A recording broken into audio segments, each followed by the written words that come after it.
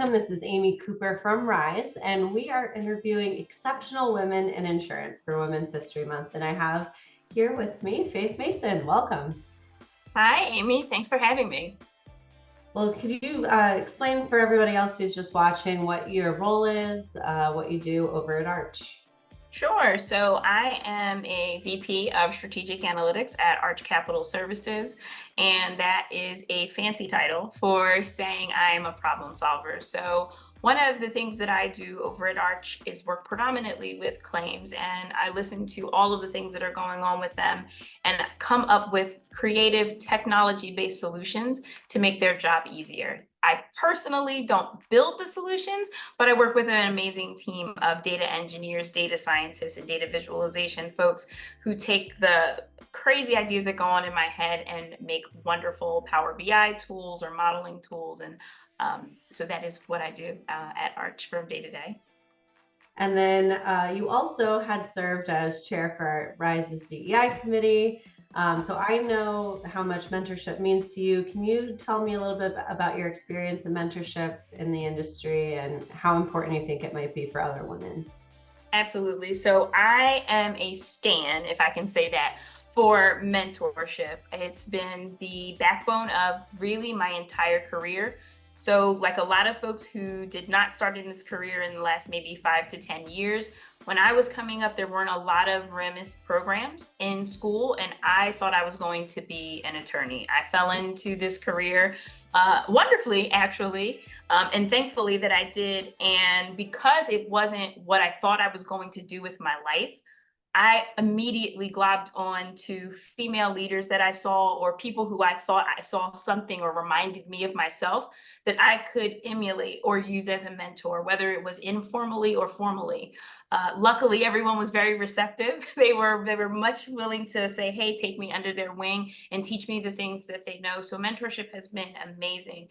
And through every stage in my career, when I was a baby adjuster at Liberty, I found a mentor, Teresa Kiernan. She's retired now, amazing woman that worked for Liberty Mutual. When I moved on to Deloitte Consulting, I worked with a woman named Kirsten Hernan, and she's still in the business. I'm not sure where she is right now, but she was amazing, just a super, super smart woman. And I was like, if she can do it, I can do it.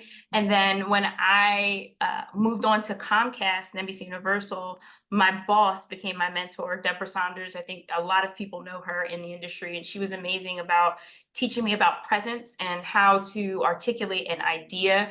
And now I use all of those things, all those tools I got from those wonderful women in my career here at Arch. So mentorship, top notch. That's amazing. Yeah, sometimes it just takes seeing someone who's been there before to let you know that you can do that same path. Do you Absolutely. have like a crucial moment or anything, like a pivotal moment, something in your career that really just changed your trajectory, or you could attribute some of your success to? Absolutely. So when I was working as a baby adjuster at Liberty Mutual, I always refer to it that way. I met a woman named Holly Poncell, who I still work with today, not directly, but indirectly. And she was an account manager. And I was like, okay, she's an account manager. I can be an account manager. How can I get to her role? So this is going to it's going to take a long story, but I'm going to get there. I wanted to be Holly. And I figured if I kind of just emulated what she did at Liberty, that I would get there.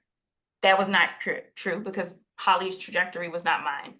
And the biggest thing that happened to me, that the crucial moment in my career, was actually meeting a claims headhunter when I was out and about at an industry event. And that person connected me with Deloitte Consulting. And becoming a consultant for Deloitte changed my entire idea of what insurance and the business of insurance could be, and made it possible for me to become who I am today at Arch, working in strategic analytics with data and visualization and things of that nature. So trying to be someone else, which is not necessarily the way that you want to do it, but I was young and I was like, I don't know how else to do this career.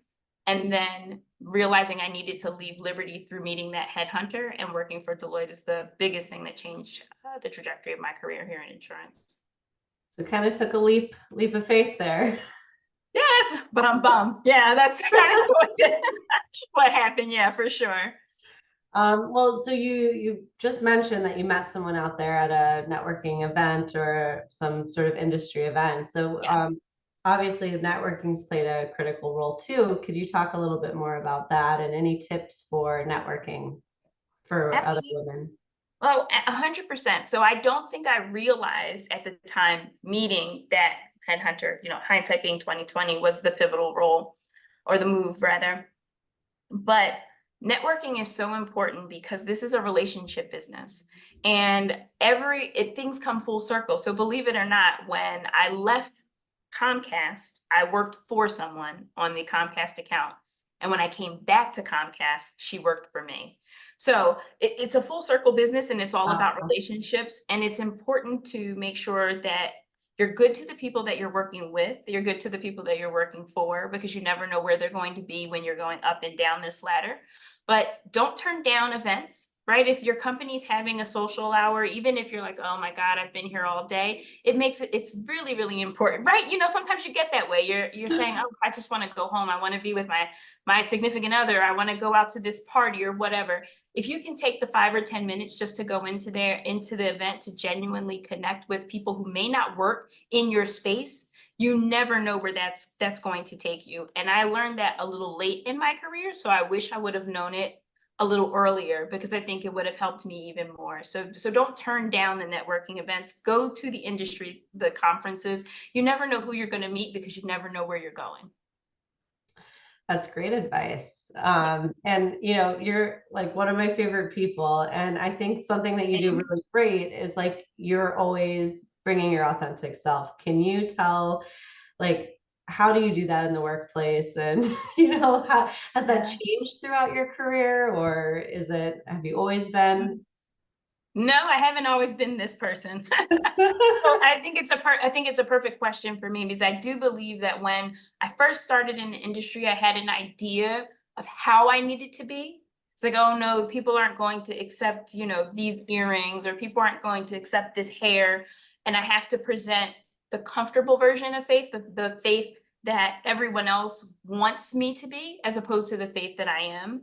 And it kind of all came to a crescendo, we'll say, during COVID when things got shut down and there was no ability to separate between who I am in my home, which I'm in today right now, or when I'm in the office. And there was no wall, there was no barrier. It was just every day I was me. I'm always me in my space. So it's different when you go into a physical office. You're like, oh no, this is the armor that I put on for work. And it didn't exist anymore.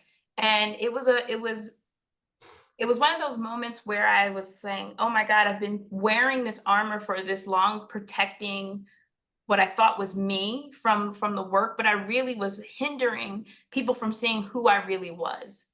And after COVID and all of those interactions, I just said, if you don't like it, you don't like it. And that's okay because I'm still one of the smartest in the room, right? And I'm still going to be able to provide all of the dynamic things that I provided when I had that armor on that I thought was protecting me. But now you're getting even better, the more creative faith, the more exuberant, happier faith, because I don't have to block myself from all that other stuff. So if you can get past what you think people are thinking about you, you should do it because you're going to be happier and you're going to put out a better work product anyway.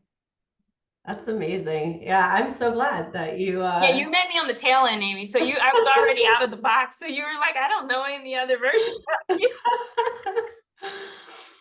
Well, so like you found a lot of success. We both, buy into the insurance industry, but not everybody has yet, and they may not know how amazing or dynamic or the different paths that you could take. So what would you say to anyone, like, someone who's just getting into or considering the insurance industry, to like kind of sell it to them? Yeah. So I think about this a lot because we work with rising professionals, right? Younger talent coming into the industry. And I'm always saying you can be anything in insurance, and anything that you're really interested in. There is an insurance product behind it, or an insurance service that's wrapped into it. So if you love sports, right, there's risk managers for NBA teams and NFL teams, all the different initials. I'm not a sports person, right? But if that's what you like, there's insurance folks there. If you're into cyber or gaming or ice skating, whatever it is, there's an insurance component that you can find if you're in marketing, right? Or you're just an IT person, all of that exists within insurance. Or if you're just a traditional actuary, underwriter, claims person, all of that is there as well. And I love that we now in the industry aren't closing our doors to people who aren't traditionally like an actuary or Yeah. an underwriter in that respect. We're bringing in so many different diverse individuals from various backgrounds. There's so many different ways to be here. So don't count yourself out. And the other thing that I say, especially for folks who are coming from more disadvantaged backgrounds, they're looking for security in their futures. Insurance is a very secure business, right? We ride the wave as, the economy's up and down. We're right there, just up, kind of up and down, but more straight than anything. So it's resistant to some of those things that are happening in other areas of business. So it's a secure thing, but it's also fun, right? I never thought that being in insurance would take me to the set of SNL or to Brazil for that matter. So insurance can take you many, many places. So don't count it out as one of those, like geek pocket protector type of jobs. There's some sexiness here in the industry. So that's how I usually sell it to people. And if that doesn't work, I'll tell them like, look, I've got an elevator in my condo. This can be the life for you, right? That's kind of just stuff, but still, there's so much here, and it's exciting if you look for it, you can find the excitement. That's awesome. Thank you so much for sharing your wisdom and a little bit of your secrets today. And For uh, sure. always great to see you. And follow us for more Same. Thanks Women's for having History me. Month videos and interviews with exceptional women in insurance. Thanks again, Faith. Thank you.